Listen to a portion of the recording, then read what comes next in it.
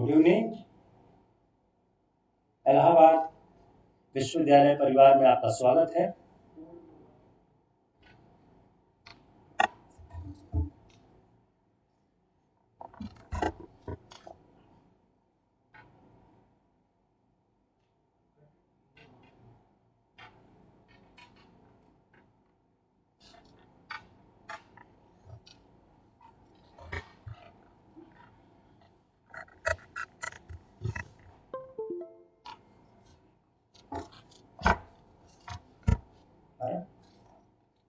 Good evening.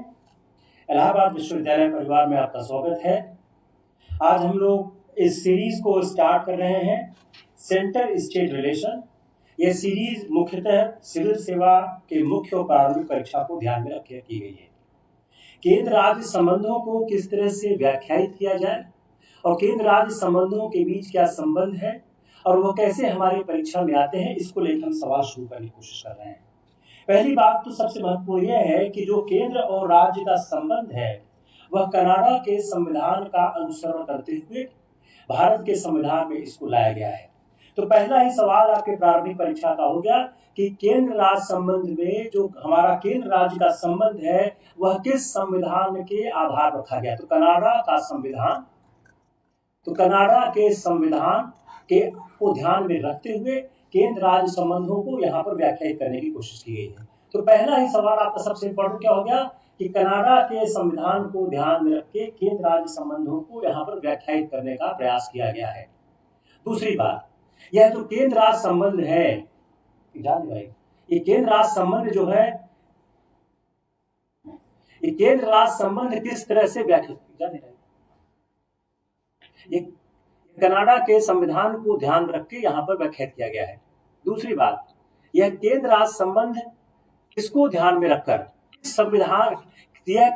Bharat के किस पूर्ववर्ती संविधान को ध्यान में किया गया। तो 1935 का जो गवर्नमेंट ऑफ इंडिया एक्ट था, गवर्नमेंट ऑफ इंडिया एक्ट 1935,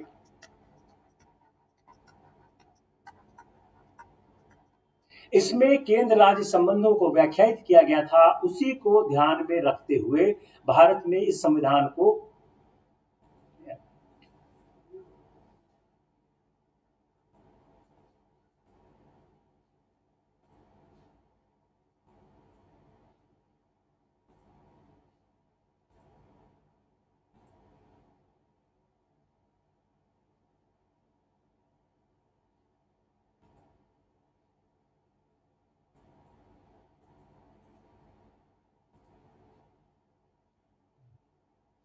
दो चीज महत्वपूर्ण हो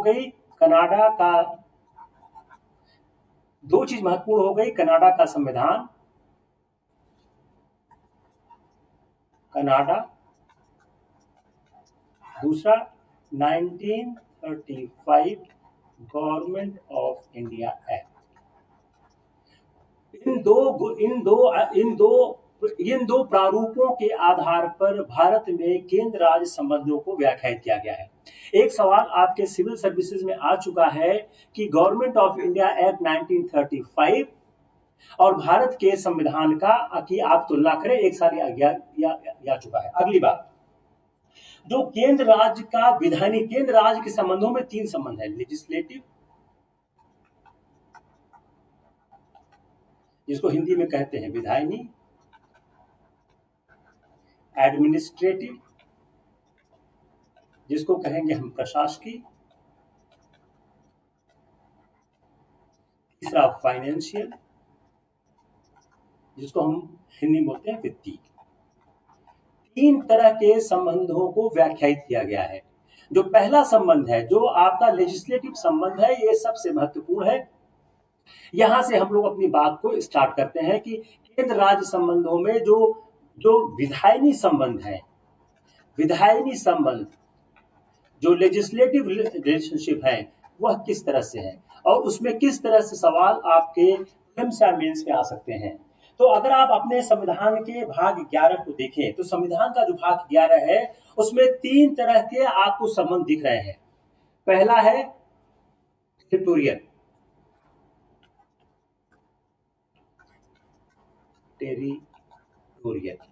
मतलब क्षेत्राधिकार। दूसरा है सब्जेक्ट वाइज, विषयवार। अगर हम पहले समझने की कोशिश करते हैं ये टेरिटोरियल और सब्जेक्ट वाइज में क्या फर्क है। आप संविधान के अनुच्छेद 245 को अगर खोलें, if you read the article 245 of the constitution, you clearly say the extent of the law made by the parliament and the legislative। किस सीमा तक, किस सीमा तक केंद्र या राज्य कानून बना सकते हैं। तो केंद्र की जो सीमा कहां तक है और राज्य की सीमा कहां तक है। तो अगर आप देखें तो इसमें इसका ओपनिंग वर्ड क्या है, subject to the provision of this act. यह सबसे महत्वपूर्ण शब्द है, subject to the provision of this act. इस संविधान की जो यह सब्जेक्ट मतलब क्या हो गया कि संविधान के अनुच्छेदों के तहत यह जो अनुच्छेद 245 है, जो आर्टिकल 245 है, यह पूरी तरह से एब्सोल्यूट नहीं है, यह संविधान के अनुच्छेदों के तहत बाध्य है। तो पहली चीज क्या हो गई, क्या आर्टिकल 245 के तहत विधायी संबंध या कानून बनाना पूरी तरह एब्सोल्यूट है। आंसर क्या होगा, एब्सोल्यूट नहीं है। एब्सोल्यूट क्यों नहीं है, यह संविधान के उपबंधों के अधीन है। जब हम लेक्चर में आगे बढ़ेंगे तो आपको स्पष्ट हो जाएगा कि संविधान के उपबंधों के अधीन यह किस तरह से है। तो आर्टिकल 245 में बोलता है कि इस संविधान के उपबंधों के अधीन पार्लियामेंट पूरे भारत के लिए या उसके एक भाग के लिए, और स्टेट अपने पूरे राज्य के लिए या राज्य के किसी एक भाग के लिए। यूनियन के साथ क्या हो गया, आइदर फुल और part. Same for the state, either full और पार्ट। इसका मतलब क्या हो गया कि जो केंद्र है, यह केंद्र कानून बना सकता है या तो पूरे भारत के लिए या भारत के किसी एक भाग के लिए। राज्य कानून बना सकता है या तो पूरे राज्य के लिए या राज्य के किसी एक भाग के लिए। तो केंद्र और राज्य के संबंधों को अगर समझना हो तो सबसे बड़ी चीज क्या है कि केंद्र और राज्य के संबंधों में जो कानून बनाने की प्रक्रिया है, यह किस तरह से व्याख्यायित होती है। तो कानून बनाने की जो प्रक्रिया है केंद्र और राज्य के संबंध में, अगर क्षेत्राधिकार के संबंध में देखा जाए तो केंद्र पूरे देश में या देश के किसी एक भाग में, राज्य अपने राज्य में राज्य के किसी एक भाग में कानून बना सकता है। जो देश के बाहर कानून बनाना, दूसरी पार्ट, देश के बाहर के बारे में कानून बनाना। अगर कोई भी कानून देश के बाहर के लोगों के बारे में बनाया जाता है तो वह कानून इसलिए शून्य घोषित नहीं होगा कि उसके पास एक्स्ट्रा टेरिटोरियल ऑपरेशन है। No law made by parliament shall be deemed to be invalid on the ground that it would have extra territorial operation। Hindi में क्या है, संसद द्वारा बनाई गई कोई विधि इस आधार पर अविधिमान्य नहीं समझी जाएगी कि उसका राज्य क्षेत्रातीत प्रवर्तन होगा। सीधी बात क्या हो गई, पार्लियामेंट के पास देश के बाहर अपने लोगों के बारे में कानून बनाने की सुविधा है, यह सुविधा राज्य सरकार के पास नहीं है। आप एक एग्जाम्पल लीजिए कि कोई आदमी यहां से फ्रांस चला गया, उसकी एक पत्नी भारत में है, वह फ्रांस में दूसरा विवाह कर लेता है, तो जो बाइगमी का रूल है वह उस व्यक्ति पर इसके बावजूद भी लगेगा कि वह व्यक्ति फ्रांस में जाकर उसने वह कृत्य किया। तो जो जो अपने लोगों के बारे में देश के बाहर कानून बनाने की जो प्रक्रिया है, उसमें अधिकार सिर्फ किसके पास है? उसके पास अधिकार सिर्फ केंद्र के पास है, और किसी के पास इस तरह का कोई अधिकार नहीं है। इसके अलावा किसी के पास कोई अधिकार नहीं है। अब हम एक सवाल बनाते हैं प्रीलिम्स का। अब देखिए, एक सवाल बनाता हूं प्रीलिम्स का। सब ये सवाल बनाते हैं क्षेत्राधिकार के कानून को लेकर। केंद्र राज्य संबंधों के बारे में कौन से तथ्य सही हैं? ए, केंद्र पूरे देश के बारे में कानून बना सकता है। बी, राज्य क्षेत्र के बारे में कानून बना सकता है। सी, देश के बाहर कानून, देश के बाहर अपने लोगों के बारे में, अपने लोगों और उनकी संपत्तियों के बारे में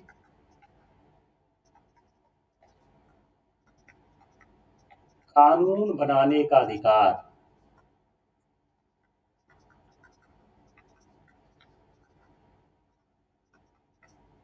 सिर्फ केंद्र को है। डी, राज्य अपने निवासियों के बारे में देश के बाहर भी कानून बना सकता है। ये कानून बना सकता है। इसका आंसर इसके बारे में आ सके कि केंद्र और राज्य के बारे में कानून किस तरह से बनाए जा रहे हैं। अगर आप देखें, अगर केंद्र और राज्य के बारे में कानून किस तरह से बनाए जा सकते हैं। अब सवाल क्या हो गया? सवाल है कि केंद्र और राज्य किस तरह से कानून बना सकते हैं। ए, केंद्र पूरे देश के बारे में कानून बना सकता है। बी, राज्य अपने राज्य क्षेत्र के बारे में कानून बना सकता है। सी, केंद्र अपने निवासियों और उनकी संपत्तियों के बारे में देश के बाहर भी कानून बना सकता है। डी, राज्य अपने क्षेत्र के निवासियों के बारे में देश के बाहर कानून बना सकता है। अब डी आंसर यहां पर रॉन्ग है। Answer D is wrong here. Answer D जो है वह यहां पर कार्य नहीं कर रहा है। तो उत्तर क्या हो? उत्तर वो सवाल कैसे फ्रेम करेंगे? जब वो आपको आंसर करेंगे तो बोलेंगे आंसर क्या है, कौन कौन सा आंसर सही है? 1 only A, B, A B, C, A B C, D, A B C D. तो आंसर क्या सही होगा? ये वाला सही होगा। आंसर कौन सही होगा? आंसर सही होगा ए बी सी। लोगों कमेंट नहीं दिख रहा है, लोगों कमेंट नहीं दिख रहा है। आंसर क्या होगा? A B C. आंसर क्या सही होगा? A B C. You got it? Yes, A B C. D option सही नहीं होगा। Only option A B C will be right. D सही क्यों नहीं होगा? नहीं अभिषेक अवस्थी, आप गलत रहे हैं। नहीं, सही होगा ए बी सी। देखिए सवाल क्या था, केंद्र और राज्य के बारे में कानून बनाने में क्या सही है? ऑप्शन ए, केंद्र पूरे देश में कानून बना सकता है। बी, राज्य अपने राज्य क्षेत्र के बारे में कानून बना सकता है। सी, केंद्र अपने निवासियों और उनकी संपत्तियों के बारे में देश के बाहर भी कानून बना सकता है। डी, केंद्र राज्य अपने निवासियों के बाहर देश के बाहर कानून बना सकता है। जो डी है वो रॉन्ग होगा। Answer A B C, option C is right. तो फर्स्ट इश्यू इज क्लियर कि टेरिटोरियल एग्जाम। अब हम आते हैं दूसरा सब्जेक्ट। दूसरा हम आते हैं सब्जेक्ट। पहला हो गया आर्टिकल 245 जो एक्सप्लेन करता है कि किस तरह से टेरिटोरियल एग्जेंट आता है।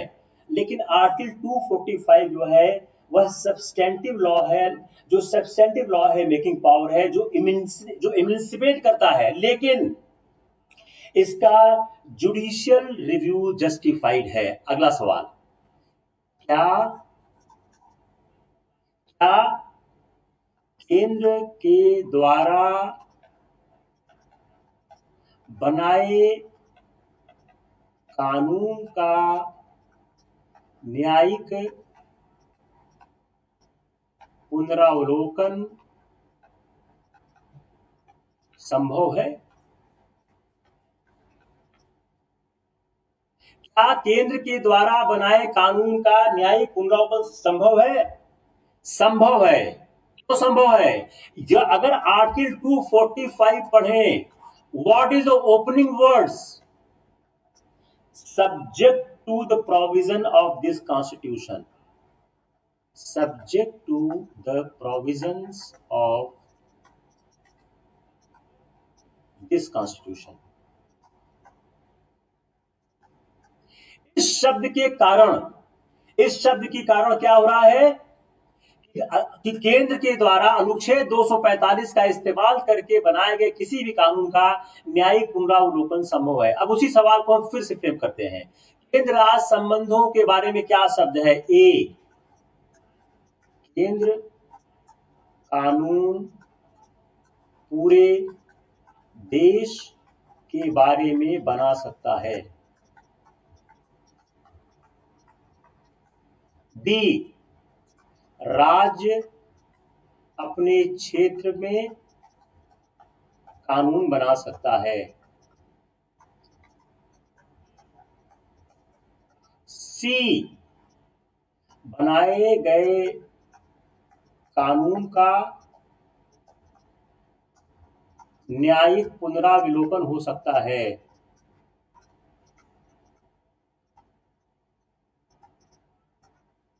डी, न्यायिक पुनरावलोकन संभव नहीं है।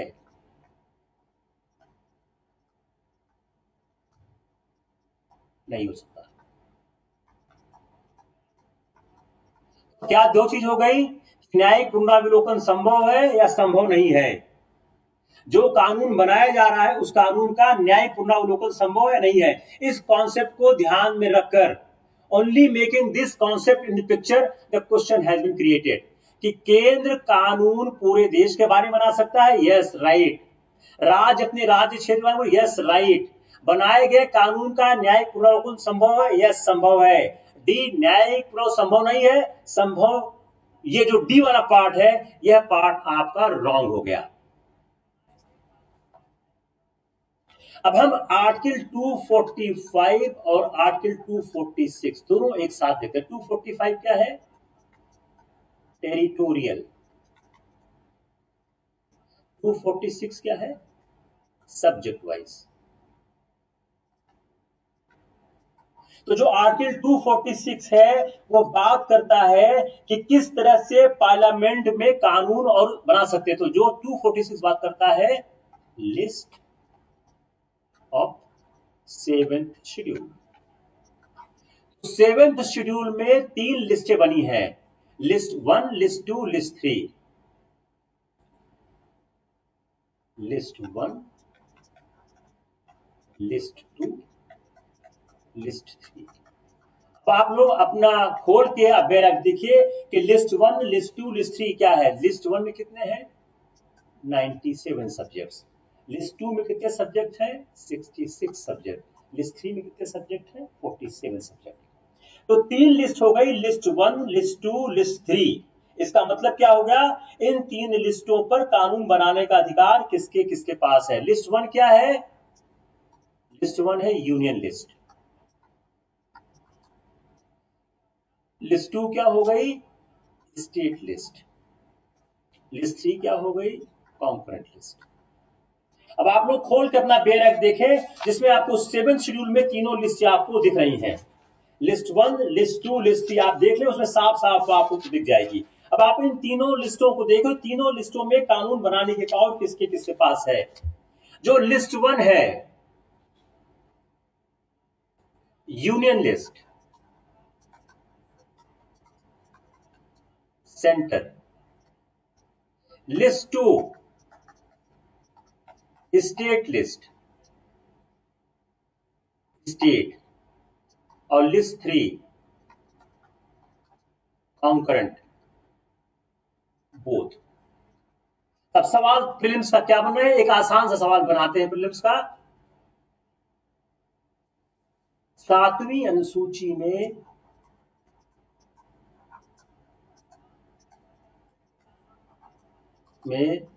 कानून कैसे बनते हैं? ए, यूनियन लिस्ट, यूनियन बनाता है। बी, स्टेट लिस्ट, स्टेट बनाता है। सी, कॉन्करेंट लिस्ट, दोनों बनाते हैं। डी, कॉन्करेंट लिस्ट, यूनियन बनाता है। यह बहुत आसान सवाल है, ऐसा सवाल यूपीएससी में नहीं आएगा।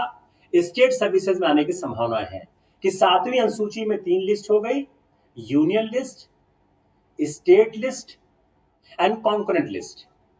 तो जो यूनियन लिस्ट में है यूनियन सवाल बनाता है, स्टेट लिस्ट पर स्टेट बनाता है, और कॉन्करेंट लिस्ट पर दोनों बनाते हैं। तो डी ऑप्शन रॉन्ग हो गया। यह आसान सवाल है, हम थोड़ा कठिन सवाल पर बढ़ेंगे थोड़ी देर के बाद। अगला, जो हमारी कॉन्करेंट लिस्ट है उसमें टैक्सेशन से संबंधित कुछ नहीं है, टैक्सेशन से संबंधित कुछ नहीं है। यह सवाल टफ हो गया कि जो टैक्सेशन का प्रोविजन है उसमें स्टेट लिस्ट में कुछ नहीं है, लेकिन उसके बावजूद entry number 35 and entry number 44। अब आप इस खोल के अपने बैरक में देखिए। पहला इशू क्या हो गया कि हमारे कॉन्करेंट लिस्ट में टैक्सेशन से नो टैक्सेशन प्रोविजन है, लेकिन एंट्री नंबर 34, एंट्री नंबर 35 और एंट्री नंबर 44, अगर आप इन दो एंट्रीज को देखिए तो दोनों एंट्रीज में एक में है principle of taxation, entry number 35 में है प्रिंसिपल ऑफ टैक्सेशन। एंट्री 35 इसमें क्या है? Principle of taxation. 44 में क्या है? Stamp duty. अब देखिए 3 फैक्ट आपके पास आ गए। लिस्ट 3 में कोई टैक्सेशन का प्रोविजन नहीं है, लेकिन एंट्री नंबर 3 में प्रिंसिपल ऑफ टैक्सेशन है, 44 में स्टैंप ड्यूटी है। इन तीनों तथ्यों को मिला के मैं सवाल बनाता हूं। समवर्ती सूची के बारे में क्या तथ्य सही है? समवर्ती सूची के बारे में क्या तथ्य सही है? ए, कोई टैक्सेशन प्रोविजन नहीं है। बी, टैक्सेशन प्रोविजन भी है। सी,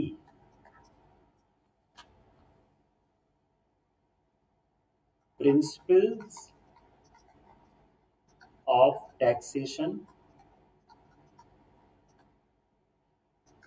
का प्रोविजन है।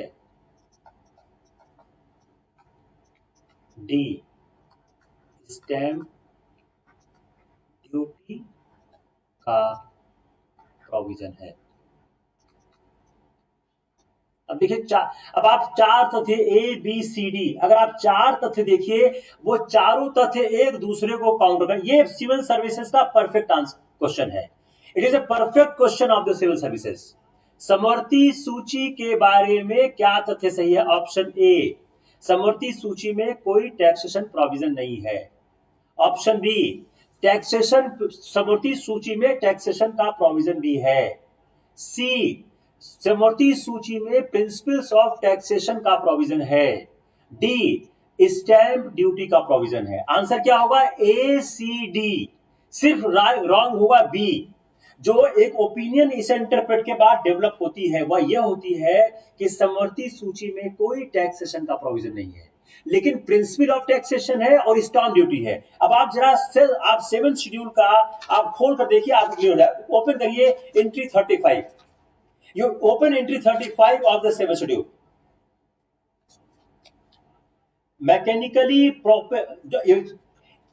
mechanically propelled vehicle including the principle on which taxes on such vehicles ought to be levied.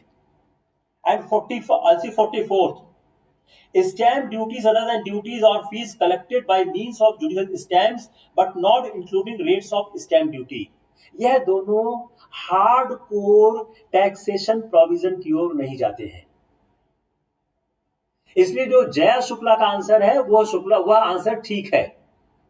जो कोई टैक्सेशन प्रोविजन नहीं है, कोई टैक्सेशन प्रोविजन नहीं है, टैक्सेशन प्रोविजन भी है, प्रिंसिपल्स ऑफ टैक्सेशन का प्रोविजन है 35 में, स्टैंप ड्यूटी का। अब इसकी लैंग्वेज चेंज कर सकते हैं, लेकिन आउटकम यही आएगा। Any confusion? जिसको कोई दिक्कत हो आप लिखते जाइए। I will answer your query which ever you have. तो आर्टिकल 245 में हमने दूसरा, अभी तक हम लोग पहुंचे हैं सिर्फ दो कॉन्सेप्ट पे। कॉन्सेप्ट नंबर 1 टेरिटोरियल जुरिसडिक्शन, और कॉन्सेप्ट नंबर 2 कि इनके पक्की की संविधान के अंदर किस तरह के टेरिटोरियल वाइज और सब्जेक्ट वाइज प्रोविजंस आते हैं। अब आते हैं हम इसके थर्ड कॉन्सेप्ट पे। जो हमारा आर्टिकल 246 है, यह उस विषय का उल्लेख करता है जिस विषय पर केंद्र और राज्य दोनों सरकारों को कानून बनाने का अधिकार है। जो आर्टिकल 246 जो उन विषयों का उल्लेख करता है जिन पर केंद्र तथा राज्य सरकारें कानून बनाने का अधिकार रखती हैं। फिर क्या बोलता है ये कि जो 7वीं अनुसूची बनाई गई है, इस 7वीं अनुसूची में विषयों का वर्णन किया गया है। संघ सूची के विषय पर संघ कानून बनाएगा, राज्य सूची के विषय पर राज्य कानून बनाएगा, और समवर्ती सूची पर केंद्र और राज्य दोनों कानून बना सकते हैं। और अगर हम आर्टिकल 246(3) पढ़ें तो इसमें कहा गया है कि प्रत्येक राज्य को राज्य सूची में वर्णित किसी विषय पर कानून बनाने का एक्सक्लूसिव जुरिसडिक्शन है। If you read the Article 246(3), the conclusion क्या ड्राइव हो रहा है कि प्रत्येक राज्य को राज्य सूची में वर्णित विषय पर कानून बनाने का एक्सक्लूसिव जुरिसडिक्शन है। अगर हम राज्य सूची के विषय को विश्लेषित करें तो राज्य सूची के विषय में जो सार्वजनिक महत्व के विषय, सार्वजनिक व्यवस्था है, पुलिस है, न्याय प्रशासन है, स्थानीय स्वशासन है, कृषि है, सिंचाई है, इसका जिक्र किया गया है। जो समवर्ती सूची, हम जरा से समय लगाते हैं समवर्ती सूची पर कि समवर्ती सूची किस तरह से काम करती है। तो हम समझने की कोशिश करते हैं कि समवर्ती सूची किस तरह से कार्य करती है। जो समवर्ती सूची पर विषय है, इस पर कानून बनाने का अधिकार केंद्र और राज्य दोनों को। समवर्ती सूची पर कानून बनाने का अधिकार केंद्र और राज्य दोनों का है। अगर हम इस सूची को देखें, इस सूची में जो विषय हैं वह विषय किस तरह के हैं। अगर हम इसको पढ़ने की कोशिश करें तो संपूर्ण देश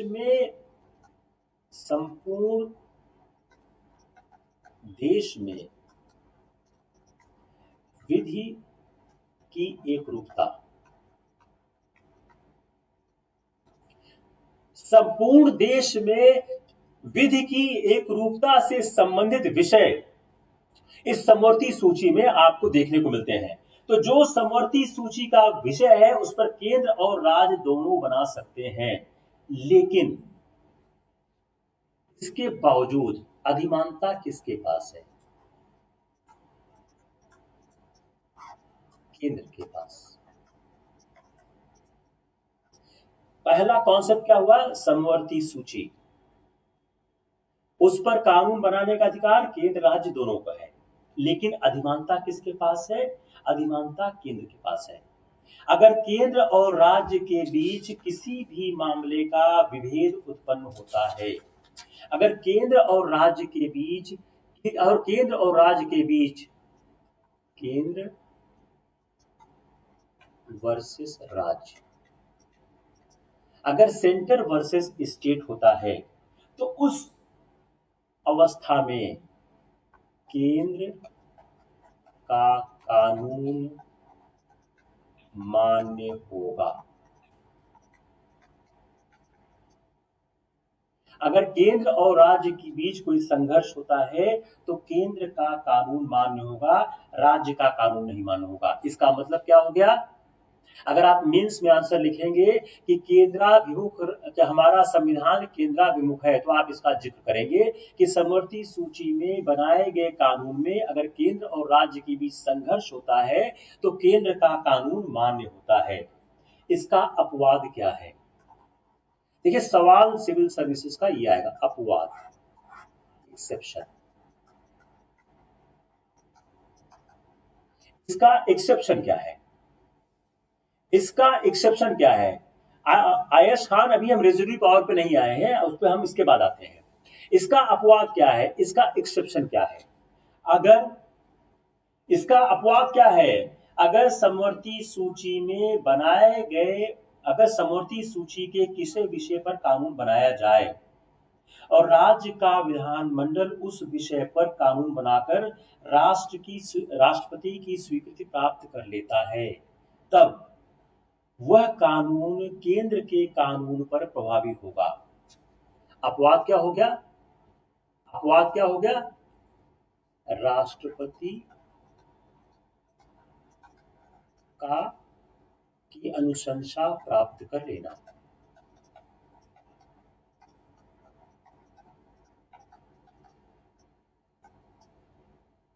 अगर समवर्ती सूची पर कोई कानून बनाया जाए, उसी विषय पर केंद्र भी कानून बनाए, राज्य भी कानून बनावे, और अगर राष्ट्रपति की अनुशंसा राज्य प्राप्त कर लेता है तो राज्य द्वारा बनाया गया कानून मान्य होगा और संसद के द्वारा बनाया गया कानून अमान्य होगा। इसमें एक और तथ्य है, और आगे क्या है? इन सब के बावजूद संसद कोई भी कानून बनाकर उसको अंतिम रूप दे सकती है।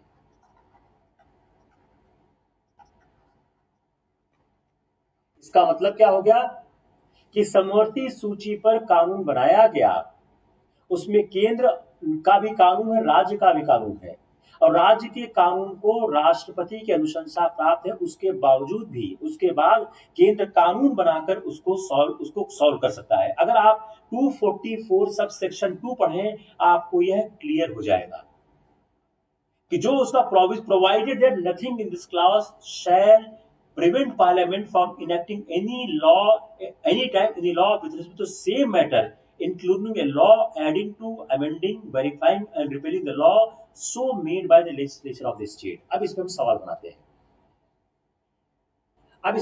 हैं। समवर्ती सूची के बारे में क्या क्या तथ्य सही है? ए, समवर्ती सूची में केंद्र राज्य के संबंधों के बारे में क्या सही है? संघर्ष की स्थिति में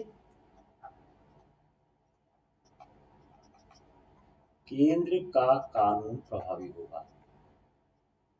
केंद्र का कानून प्रभावी। बी, संघर्ष की स्थिति में राज्य का कानून प्रभावी।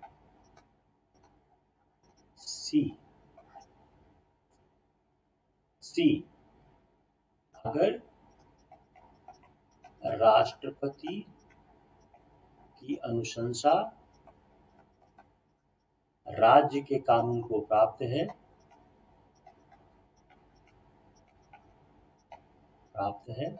तब वह प्रभावी।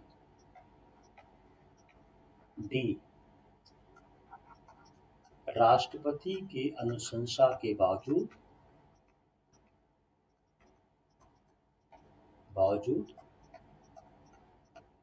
केंद्र कानून बनाकर उसे निरस्त कर सकता है। देखिए, ए बी सी डी चारों बातें अभी मैंने बोली हैं। ए क्या हो गया कि संघर्ष की स्थिति में केंद्र का कानून प्रभावी। बी, संघर्ष की स्थिति में राज्य का कानून प्रभावी। सी, अगर राष्ट्रपति की अनुशंसा राज्य के कानून को प्राप्त है तो वह प्रभावी। डी, राष्ट्रपति की अनुशंसा के बावजूद केंद्र कानून बनाकर उसे निरस्त कर सकता है। पता इसमें क्या सही होगा? Tell me what is right. संघर्ष की स्थिति में केंद्र का कानून प्रभावी, यस राइट। संघर्ष की स्थिति में राज्य का कानून प्रभावी नहीं, गलत है। अगर राष्ट्रपति की अनुशंसा राज्य के कानून को प्राप्त है तब वो प्रभावी हो सकता है, सही है। राष्ट्रपति की अनुशंसा के बावजूद केंद्र कानून बनाकर उसको निरस्त कर सकता है। तो इसमें गलत क्या है? सिर्फ बी गलत है। ओनली बी इज रॉन्ग और राइट।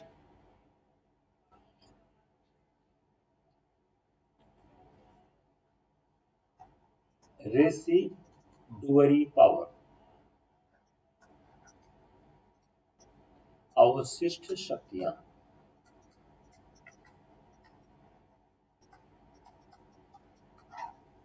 रेसिडुअरी पावर किसके पास है?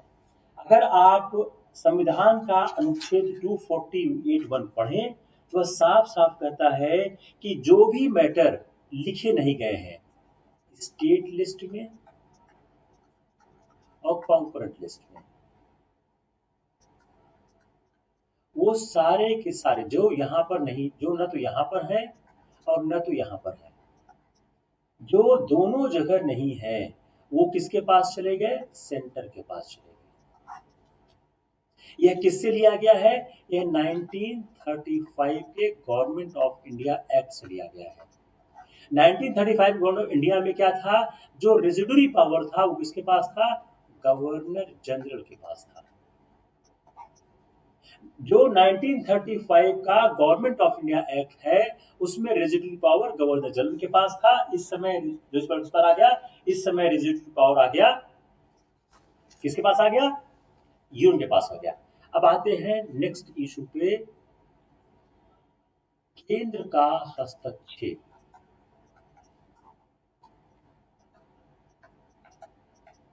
केंद्र वह कौन कौन से प्रावधान हैं जो राज्य की विधायी शक्ति में केंद्र का हस्तक्षेप प्रदान करते हैं?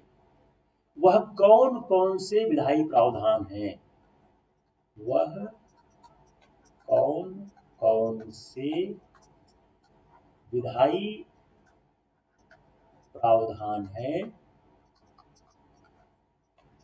जो राज्य के मामले में केंद्र को हस्तक्षेप का अधिकार देते हैं?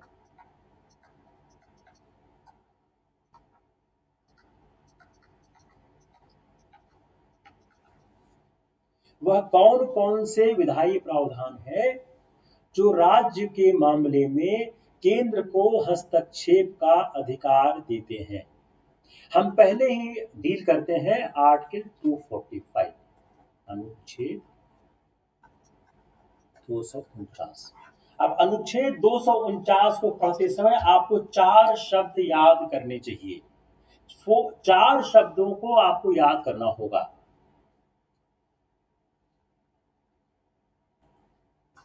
Important words of article 249। इन्हीं इंपॉर्टेंट वर्ड से सवाल आपके बनना सवाल होंगे। ए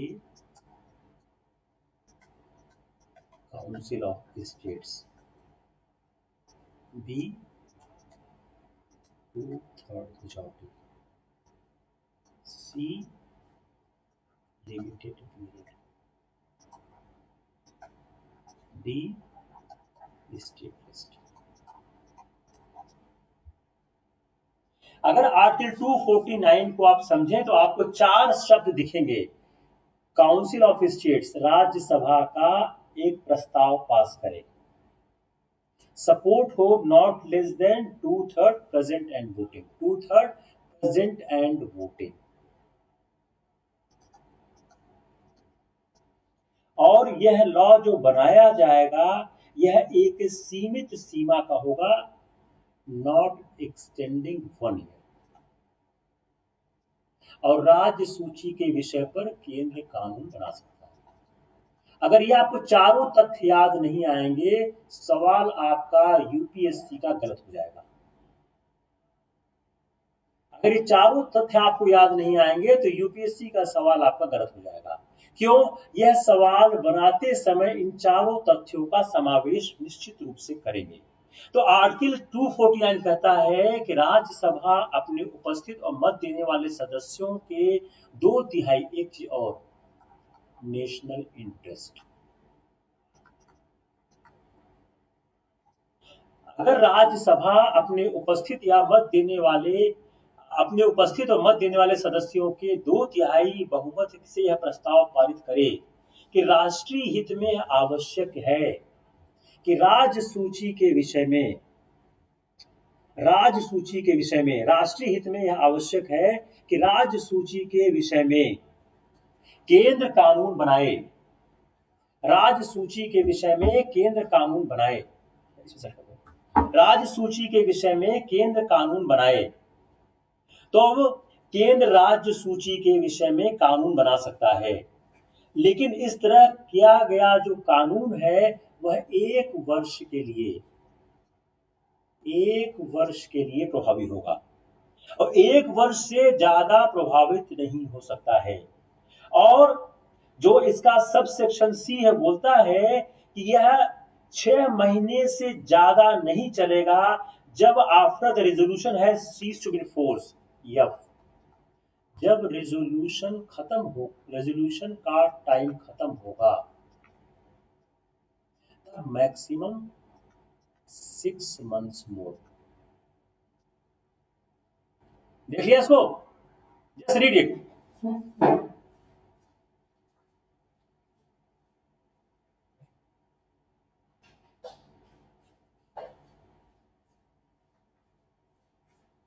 जस्ट रीड इट।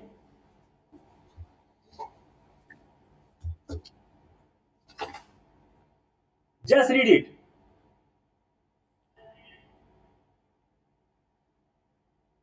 कि जो संविधान में कॉन्सेप्ट बनाया गया है, इस कॉन्सेप्ट को ध्यान में रखते हुए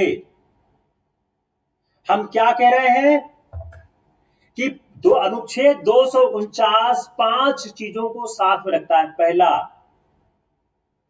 काउंसिल ऑफ स्टेट जो राज्यसभा है वह 2/3 बहुमत से यह प्रस्ताव पास करे। Yes, I'm explaining. जो राज्यसभा 2/3 बहुमत से यह प्रस्ताव पास करे कि राष्ट्रीय हित में यह आवश्यक है कि केंद्र राज्य सूची के विषय पर कानून बनावे, तब ऐसे समय पर केंद्र राज्य सूची में वर्णित विषय पर कानून बना सकता है, लेकिन वह कानून सिर्फ 1 वर्ष के लिए प्रभावी होगा।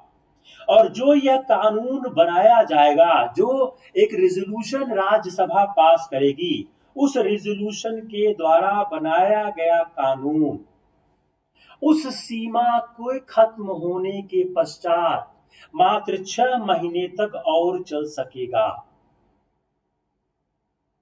या आप इसको फिर समझिए कि कानून कब तक प्रभावी होगा। इसको और करते हैं, कानून कब तक प्रभावी होगा। हम इसी बात को एड्रेस करते हैं कि वह कानून कब तक प्रभावी होगा। यह कानून प्रभावी कब तक होगा? जो रिजोल्यूशन पास किया जाएगा उस रिजोल्यूशन का टाइम से 1 साल का समय होता है। कि अगर आप 249 का अगर आप पढ़िए तो वह होगा कि जो जो कानून बनेगा वह 1 वर्ष के लिए होगा, लेकिन जो कानून पार्लियामेंट बनाएगी उसके उस रिजोल्यूशन के आधार पर वह अपनी अपने अस्तित्व को खो देगा on the expiration of period 6 months after the resolution has to be in force. वह रेजोल्यूशन जितने दिन के लिए फोर्स में है उसमें 6 महीने और ऐड होगा। क्लियर हुआ नहीं क्लियर हुआ? किसको क्लियर नहीं हुआ? किसको क्लियर नहीं हुआ? देखिए, अगर आप इसको पूरा नहीं समझ पाएंगे यूपीएससी का सवाल गलत हो जाएगा। Unless until you understood the complete concept, यह सवाल सही नहीं हो सकता है। इस सवाल के सही होने का एक ही रास्ता है, आप इसको पूरी तरह से, मैं फिर रिपीट कर रहा हूं, A Rajya Sabha, B 2/3 majority, C state list, D limited time, E national interest, F 6 months after the life of resolution.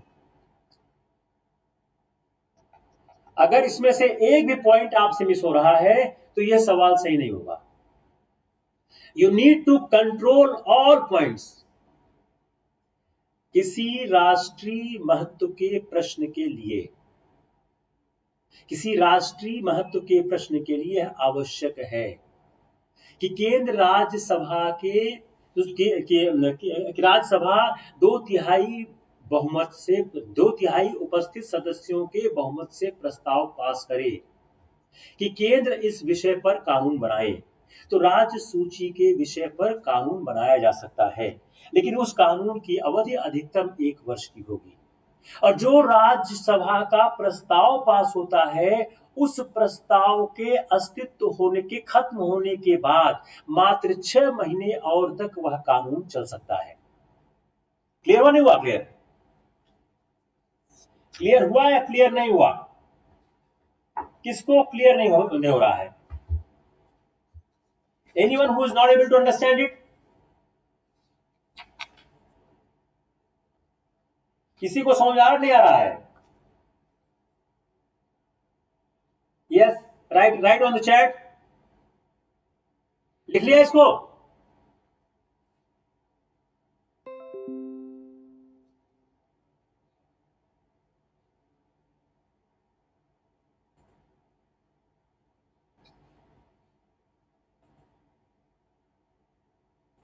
लिख लिया?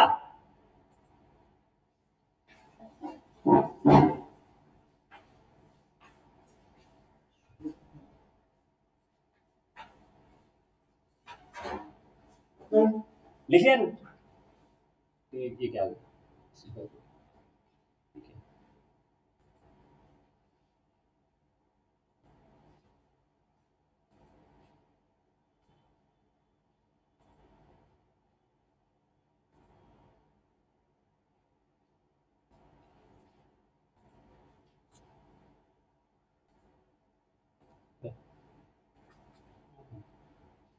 लिख लिया? चलिए next point, on the next issue. दूसरा क्या है? आर्टिकल 250 नहीं हो रहा है।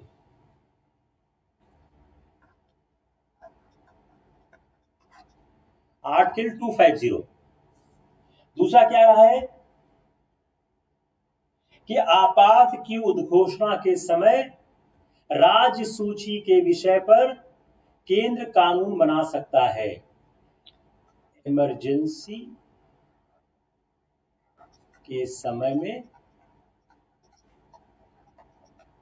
केंद्र राज्य सूची के विषय पर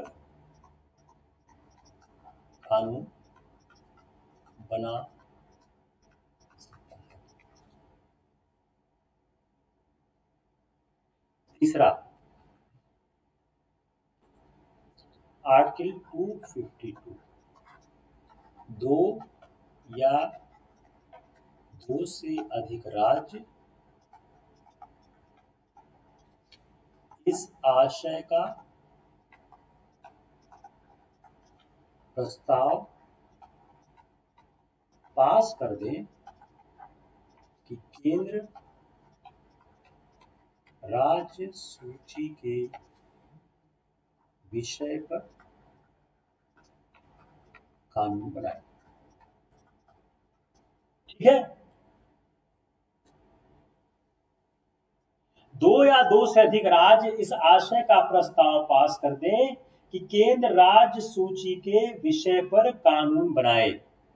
तो तीन क्या हो गया? Article 249, article 250, article 252। तीन महत्वपूर्ण हो गए जो बताते हैं कि कब। अब इन्हीं तीनों को मिक्स करके मैं एक सवाल बनाता हूं। आर्टिकल 249, आर्टिकल 250, आर्टिकल 252, तीनों को मिक्स करके सवाल बनाता हूं मैं। सवाल क्या है? राज्य सूची के विषय पर केंद्र कब कानून बना सकता है? ए, यदि राज्यसभा प्रस्ताव पास कर दे।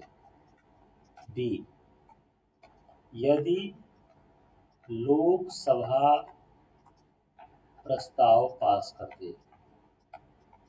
सी, यदि लोकसभा और राज्यसभा दोनों प्रस्ताव पास कर दें। डी, केंद्र कभी भी कानून बना सकता है। ये सवाल पीसेस का, आइस का नहीं है। केंद्र राज्य सूची के विषय में कब कानून बना सकता है? ए, यदि ये क्या हो गया? यदि राज्यसभा प्रस्ताव पास कर दे। बी, यदि लोकसभा प्रस्ताव पास कर दे। सी, यदि लोकसभा और राज्यसभा प्रस्ताव पास कर दे। डी, केंद्र कभी भी कानून बना सकता है। Got it? सिंपल सा है। सिंपल सा क्या है कि जब राज्यसभा 2/3 बहुमत के साथ प्रस्ताव पास कर दे। अगला सवाल, राज्य सूची के विषय पर केंद्र कब कानून बना सकता है?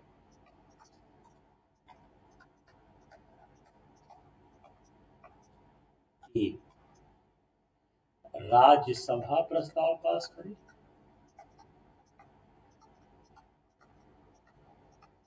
बी, आपात की उद्घोषणा हुई हो।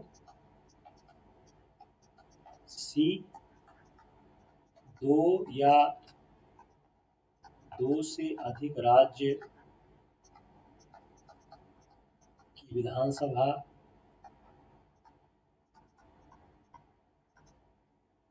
प्रस्ताव पास कर दें। डी,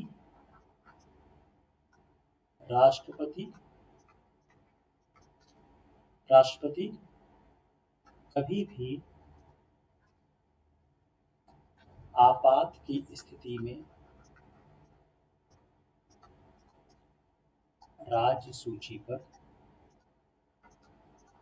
कानून बना सकता है।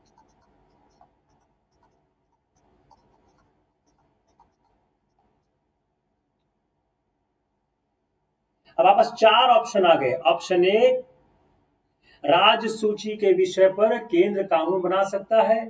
बी, आपात की घोषणा हुई हो। सी, 2 या 2 से अधिक राज्य के विधानसभा प्रस्ताव पास कर दें। डी, राष्ट्रपति कभी भी आपात की स्थिति में राज्य सूची पर कानून बना सकता है। Option D is wrong. तो जो आपका वो सवाल बनाएंगे वह ए बी सी डी करके आपको वो कंफ्यूज करने की कोशिश करेंगे।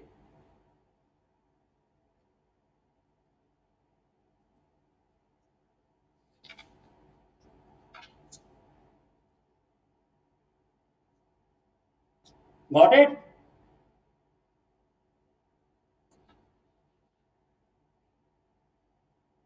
समझ आ गया? नेक्स्ट, अगर कोई अंतरराष्ट्रीय ट्रीटी को अगर किसी अंतरराष्ट्रीय ट्रीटी को इंप्लीमेंट करना हो तो उस समय कानून बनाने का अधिकार राज्य केंद्र के पास होता है। अगर किसी इंटरनेशनल ट्रीटी और एग्रीमेंट कन्वेंशन को इंप्लीमेंट करना हो तो जो नॉर्मल डिस्ट्रीब्यूशन ऑफ पावर है वह पार्लियामेंट के रास्ते में नहीं आता है, और पार्लियामेंट जो है राज्य सूची के विषय पर भी कानून बना सकता है। अगर कोई इंटरनेशनल ट्रीटी और कन्वेंशन को इंप्लीमेंट करना हो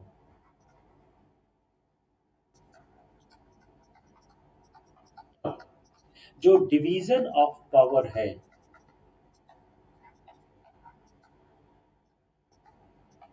वह रास्ते में बाधा उत्पन्न नहीं करती है, और राज्य सूची के विषय पर कानून बनाया जा सकता है।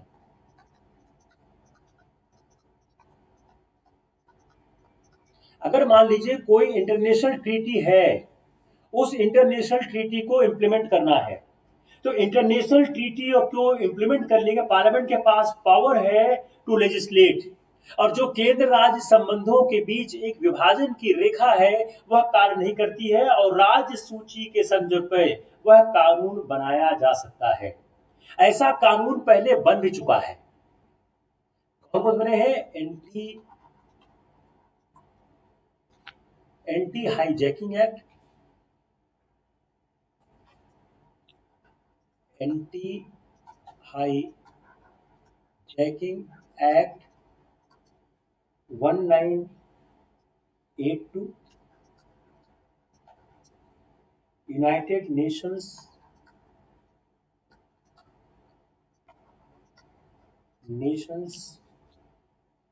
Privileges and Immunities Act 1947। तो इन तीन परिस्थितियों इस परिस्थिति में कानून बनाया जा सकता है। जब आर्टिकल 356 लगता है, article 356, failure of constitutional machinery,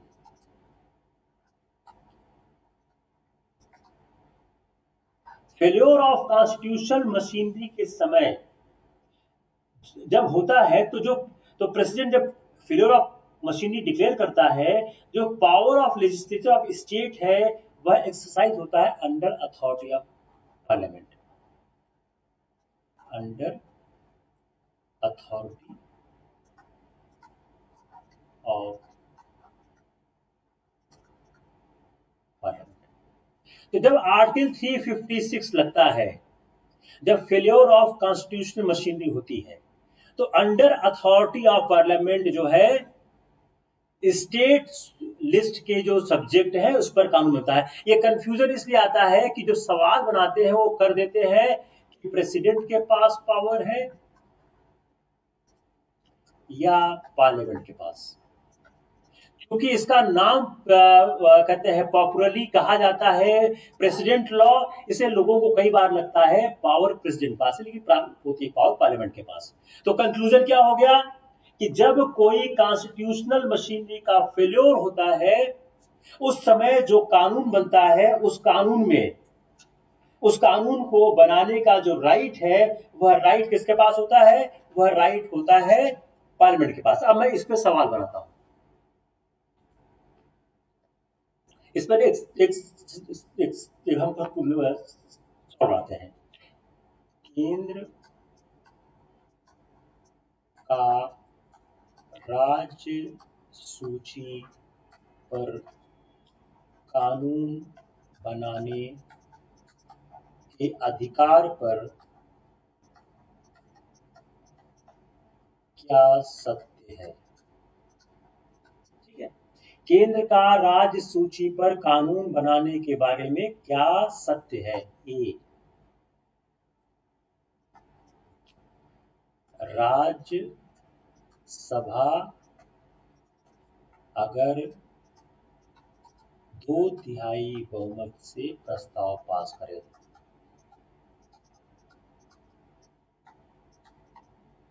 B, Rajya Sabha 2/3 बहुमत से प्रस्ताव पास करे। बी, आपातकाल की घोषणा हो। सी, 2 या 2 से अधिक राज्य इस आशय का प्रस्ताव पास करें।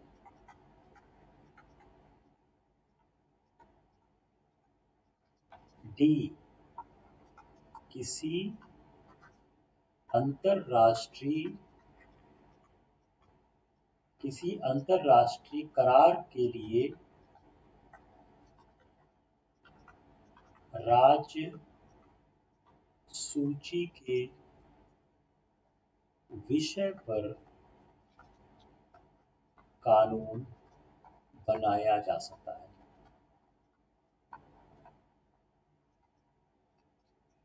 अब केंद्र राज्य सूची के विषय पर कानून बनाने के अधिकार में क्या सत्य है? ए, राज्यसभा अगर 2/3 बहुमत से प्रस्ताव पास करे। बी, आपातकाल की उद्घोषणा हो। सी, 2 या 2 से अधिक राज्य इस आशय का प्रस्ताव पास कर दे। डी, किसी अंतरराष्ट्रीय करार के लिए राज्य सूची के विषय पर कानून बनाया जा सकता है।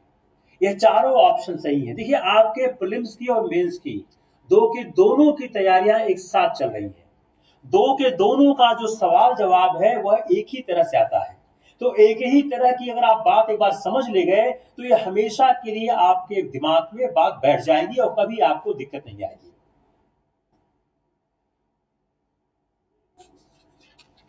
अब हम इस केंद्र राज्य संबंधों के साथ एक इंटरेस्टिंग सा पार्ट करते हैं कि जो हमारा फॉर्म लॉ पास हुआ है, जो हमारा फॉर्म बिल है, अब ये हम इस लेजिस्लेटिव पावर को हम ऑलमोस्ट समझ चुके हैं।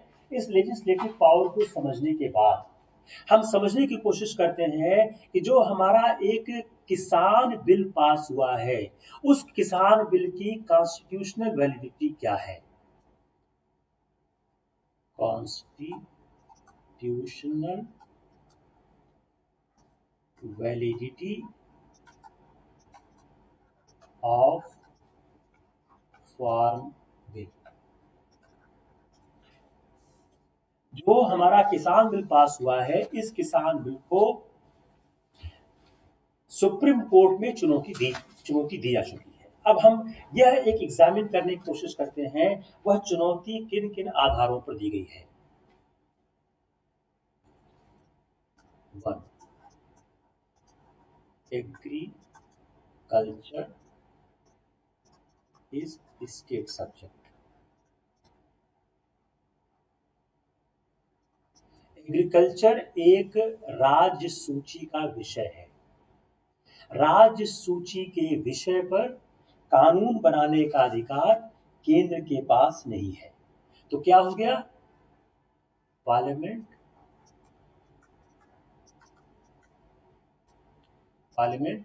Not competent, parliament not competent to make law. पहला पॉइंट क्या हो गया? एग्रीकल्चर राज्य सूची का विषय है, इसलिए पार्लियामेंट इस बात के लिए कॉम्पिटेंट नहीं है कि राज्य सूची के विषय पर कानून बनाए। इसके अलावा कई और फंडामेंटल इश्यूज हैं, मोर फंडामेंटल इश्यूज आते हैं। Besides, there are more fundamental issues out there. More fundamental issues.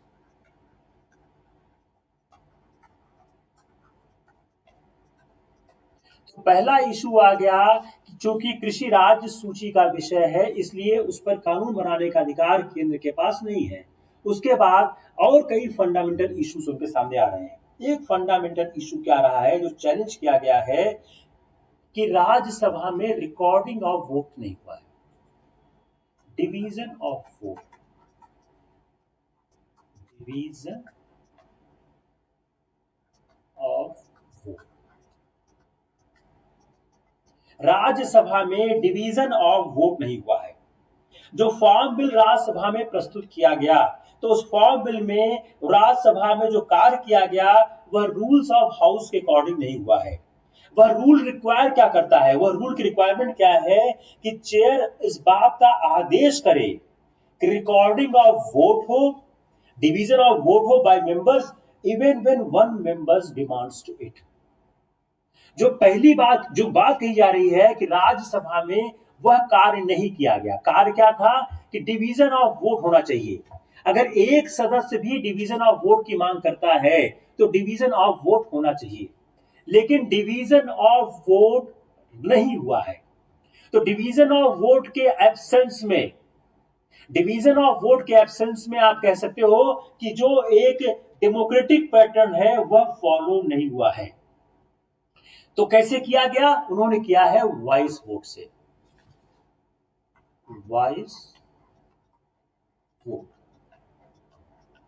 ध्वनिमत। In place of division of vote it has been done via voice vote, कि उन्होंने ध्वनिमत से इस प्रस्ताव को पास किया है। यह एक रिकॉग्नाइज नहीं है, यह वायोलेशन ऑफ हाउस रूल्स है। वॉइस वोट मतलब क्या है? Violation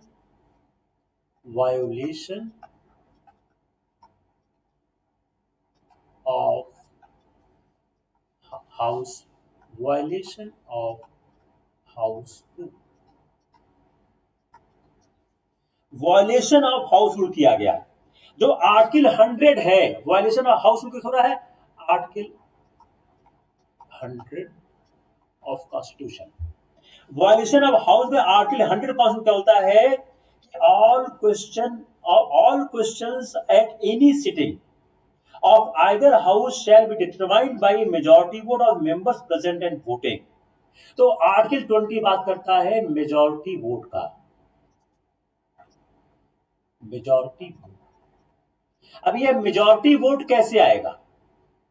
how we can get the majority vote? तो आर्टिकल 100 बात करता है, आर्टिकल 100 बात करता है मेजॉरिटी वोट का। यह मेजॉरिटी वोट कैसे आएगा? जब लोग वोट देंगे। तो जो वॉइस वोट है, क्या वो मेजॉरिटी वोट है या नहीं है? Voice vote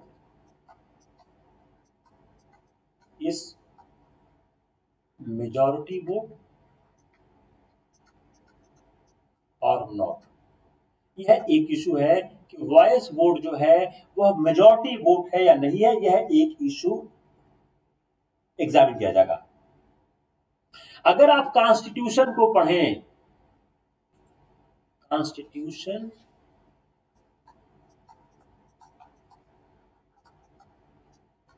does not recognize voice.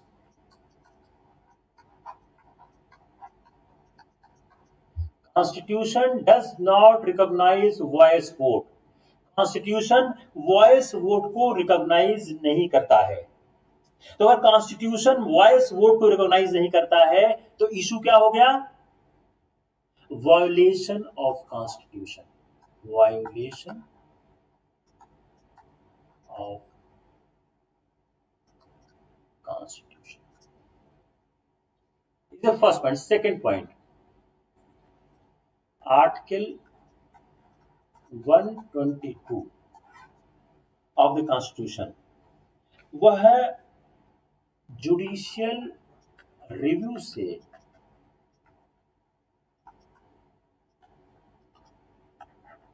Parliament को प्रोटेक्ट करता है। अगर आप आर्टिकल 122 आप पढ़ें तो वह जुडिशियल रिव्यू से पार्लियामेंट को प्रोटेक्ट करता है। लेकिन जो आर्टिकल 122 ऑफ द कॉन्स्टिट्यूशन है वह जुडिशियल रिव्यू से पार्लियामेंट को प्रोटेक्ट करता है, लेकिन यह जो आर्टिकल 122 है यह कॉन्स्टिट्यूशन के वायलेशन से प्रोटेक्ट नहीं करता है, कॉन्स्टिट्यूशन के वायलेशन से प्रोटेक्ट नहीं करता है। तो आर्टिकल 122 ऑफ द कॉन्स्टिट्यूशन है, अगर उसको आप खोल के देखेंगे तो आपको दिख जाएगा कि आर्टिकल 122 ऑफ द कॉन्स्टिट्यूशन में इनके पास अपने कुछ अधिकार हैं। लेकिन यह जो आर्टिकल 122 ऑफ द कॉन्स्टिट्यूशन है जो बात करता है कि courts can not inquire into the proceedings of the parliament, article 122 बोलता है कि courts can not inquire into the proceeding of parliament.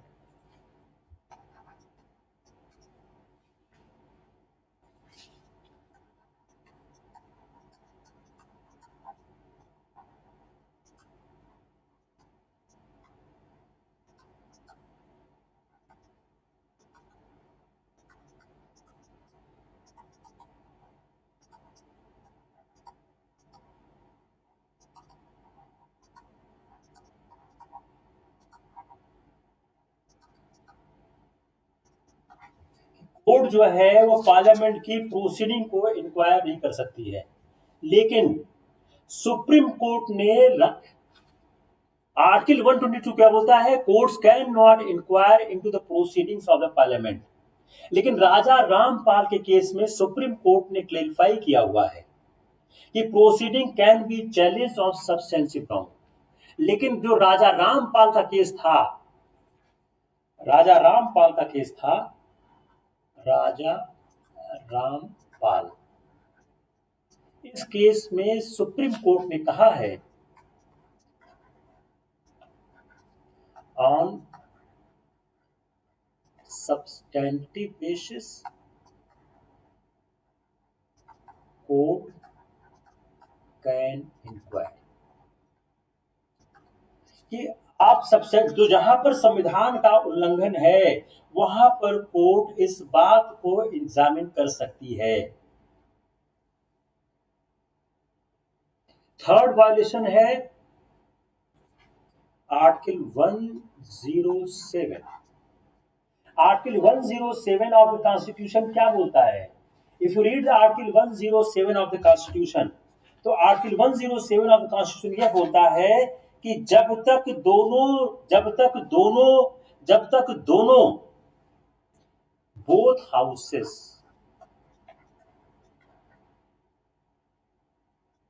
Consent required. तो article 107 of the constitution 107 both houses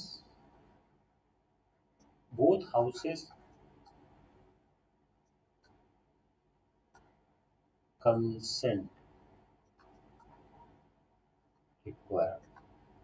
और जैसा मैंने शुरू में बोला कि जो उन्होंने राज्यसभा का जो इशू डाउटफुल है उसके कारण यह मुश्किल है कहना कि यह दोनों लोगों को कंसेंट की रिक्वायरमेंट है। अब देखिए, मैं एक बात हमेशा आप लोगों से कहता रहता हूं कि आप अपने पाठ्यक्रम को करंट अफेयर से जोड़कर देखिए। आप अपने पाठ्यक्रम को करंट अफेयर से जोड़ के देखिए। अब आपको करंट अफेयर से कितने ज्यादा इश्यूज मिलते हुए दिख रहे हैं। A lot issues are related with the current affairs. ये आपका लेजिस्लेटिव पावर का एक पार्ट हो गया। मेरे ख्याल से it's enough for the day. I will see you again on the next Sunday 4 PM। हर संडे को शाम को 4 बजे will discuss something with respect to the UPSC and UPPCS, and whatever topic I will touch, I will try to take a greater detail so that no confusion is arise there. In case any query you write on me or write to the Kaustubh Tripathi, we will answer any query raised by you. Take care. Good day.